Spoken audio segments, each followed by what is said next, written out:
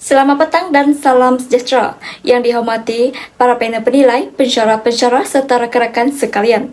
Terlebih dahulu, saya ingin mengucapkan ribuan terima kasih atas kehadiran dan kesudian semua meluangkan masa untuk mendengar pembentangan projek tahun akhir saya yang bertajuk Analisis Jakub Bertanduk dalam novel Kemayang Pengrindu.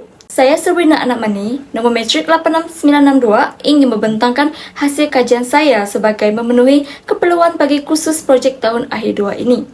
Kajian ini bertujuan untuk meneliti penggunaan dan pemaknaan Jakub Bertanduk dalam teks sastra Iban. Objektif kajian ini terbagi kepada dua. Yang pertama, mengenal pasti dan mengkategorikan Jakub Bertanduk mengikut golongan kata. Kedua, menganalisis mana denotatif dan mana konotatif Jakub Bertanduk dalam teks Kemayang Pengrindu. Reka bentuk kajian ini berbentuk deskriptif yang bersifat kualitatif yang memfokuskan kepada teks yang mengandungi Jakub Bertanduk dalam novel Kemayang Pengrindu. Sebanyak 15 teks data Jakub Bertanduk yang akan dianalisis dalam novel ini. Novel ini diperolehi daripada Tun Juga Foundation Kuching. Kriteria pemilihan buku ini hendaklah ditulis oleh orang Iban. Kandungan buku perlulah mempunyai penggunaan Jakub Bertanduk dan kandungan penceritaan hendaklah mempunyai makna tersurat dan tersirat. Instrumen kajian ini adalah teks. Teks ini mengandungi 1920 rangkap, 3 hingga 24 baris dalam satu rangkap. Teks ini juga akan dianalisis secara sistematik untuk mencapai objektif kajian melalui pendekatan kualitatif dengan memfokuskan makna penggunaan Jakub Bertanduk dalam novel ini. Seterusnya, kaedah pengumpulan data. Pertama, membaca teks secara teliti. Kedua, mengenal pasti Jakub Bertanduk dalam novel. Ketiga, mengklasifikasikan Jakub Bertanduk mengikut golongan kata. Keempat, mentafsir makna berdasarkan kamus dan konteks ayat. Kelima, menganalisis makna denotatif dan konotatif. Akhir sekali, data dianalisis dan dirumuskan dalam bentuk laporan. Prosedur analisis data. Bagi objektif pertama, Jakub Bertanduk dikenal pasti. Terdapat 4 Jakub Bertanduk. Yang pertama, Jakub Bertanduk patah sebut dulu, Jakub Bertanduk penuh, Jakub Bertanduk urat jaku dan Jakub Bertanduk patah sebut dudi. Seterusnya, Jakub Bertanduk yang dikenal pasti dikategorikan mengikut golongan kata yang terbagi kepada 4, iaitu kata nama, kata kerja, kata adjektif dan kata tugas. Seterusnya adalah prosedur analisis data bagi objektif kedua. Terdapat 15 teks daripada novel Kemayang Pengrindu dianalisis, iaitu merangkumi 15 data Jakub Bertanduk. Setiap teks asal diterjemahkan terlebih dahulu kepada bahasa Melayu berdasarkan makna denotatif, iaitu makna kamus. Namun, terjemahan literal ini menyebabkan kekeliruan makna dan tidak menepati konteks sebenar penceritaan dalam novel. Oleh itu, terjemahan semula dilakukan berdasarkan makna konotatif untuk memastikan maksud sebenar Jakub Bertanduk difahami dengan tepat mengikut konteks ayat. Dapatan kajian bagi objektif pertama. Berikut merupakan data yang diperoleh dalam teks novel Kemayang Pengrindu. Di sini kita dapat mengenal pasti bahawa Jakub Bertanduk patah sebut dulu banyak digunakan berbanding Jakub Bertanduk yang lain. Seterusnya, dapatan kajian objektif pertama bagi data yang diperoleh mengikut golongan kata. Di sini kita dapat melihat bahawa kata kerja banyak digunakan dalam Jakub Bertanduk.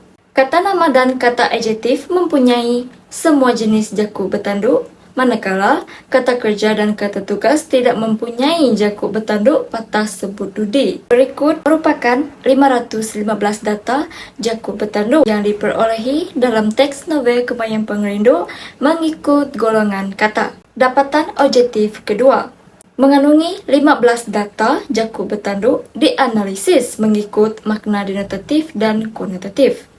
Terdapat 7 data Jakub Bertanduk patah sebut dulu, 4 data Jakub Bertanduk penuh, 3 data Jakub Bertanduk urat jaku dan 1 data Jakub Bertanduk patah sebut dudi.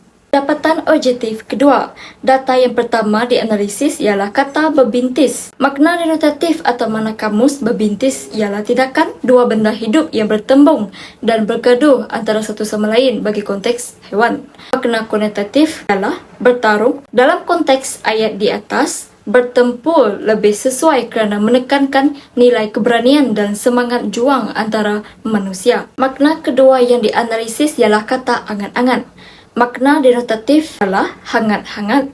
Makna konotatif ubah suai. Perkataan angan-angan digunakan untuk menyembunyikan makna sebenar, iaitu diubah suai dalam konteks penceritaan ini. Data ketiga ialah kata udah-udah. Makna denotatif sudah, makna konotatif sebelumnya. Dalam ayat hendak bakal lemai ke udah-udah, perkataan ini tidak merujuk kepada perbuatan selesai atau tamat. Sebaliknya, membawa makna masa, itu petang sebelumnya. Data yang terakhir ialah kata jejegak.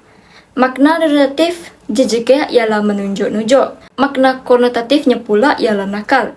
Menunjuk-nunjuk menggambarkan sikap individu yang bermegah diri. Namun, dalam konteks ini, karakter Andit nakal di mana dia memijak anjingnya ketika tidur. Berikut merupakan penunjuk bagi 4 data jakub bertanduk yang dianalisis dalam makna konotatif. Kajian ini menyokong penemuan Hayati dan Jadidah pada tahun 2022, di mana kajian ini mendapati makna denotatif lebih dominan digunakan berbanding makna konotatif dalam novel. Seterusnya, kajian ini juga menyokong penemuan Parji dan Prihadini pada tahun 2023, di mana pemahaman lebih mendalam mengenai makna kata berdasarkan konteks. Berikut merupakan keputusan yang sepadan dengan penemuan sebelumnya. Kesimpulan, kajian ini meneliti penggunaan dan makna jakub bertanduk dalam novel Kemayang Pengerindu. Objektif 2 tercapai.